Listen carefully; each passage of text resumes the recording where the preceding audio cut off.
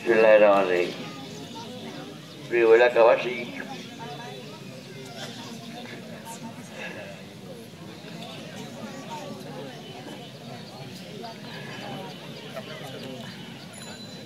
আমার দীর্ঘদিনের একটা শখ ছিল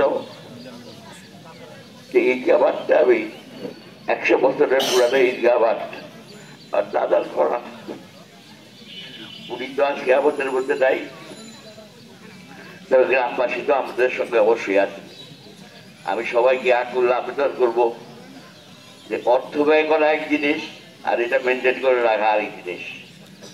প্রতিটা গ্রামবাসী ঈদগাহ মাঠটাকে মেনটেন করবেন, এটা আমার তরফ থেকে আপনাদের কাছে একটা অনুরোধ থাকলো।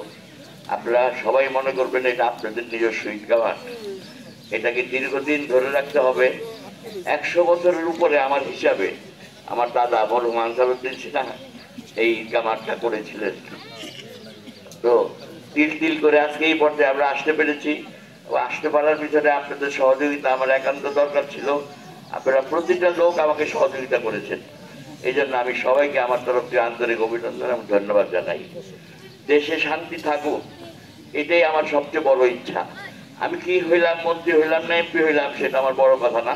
আমি কলমার সন্তান, কলমাই যেন আমি শেষ জীবনটা কাটাইতে পারি এবং কলমাই যেন আমার শেষ আশ্রয়স্থল হয়, এই দোয়া করবেন সবাই আমাকে।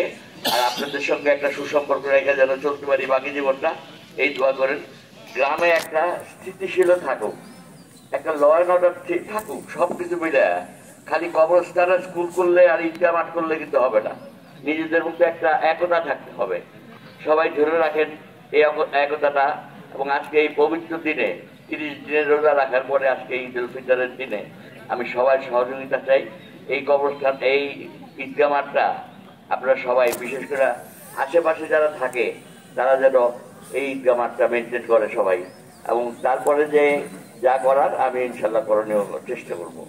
আপনারা এখানে নামাজ পড়তে আসছেন, বিপুল লোকের সমাগম হয়েছে, এই জন্য আমার বুকটা ভরে যেতেছে আজকে যে এতদিন পরে ঈদগাহ মাঠে এত বড় একটা জামাত নিয়ে আমি নামাজ পড়বো আপনাদের সঙ্গে।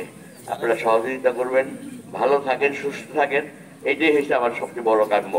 কে কোনো দল করলো কি করলো না করলো সেটার জন্য আমি খুব একটা চিন্তা করি না। আমার যদি ভাগ্যে লেখা থাকে আমি পাবো, আর ভাগ্যে যদি আমার লেখা না থাকে, আল্লাহ তাআলা যদি আমার জন্য না লিখে থাকে, তাহলে আমি পাবো না। তবুও আমি চেষ্টা করছি কিছু করতে। আপনারা এটাকে ধরে রাখবেন, সবার কাছে আমার আকুল আবেদন। ধন্যবাদ সবাইকে। আসসালামু আলাইকুম।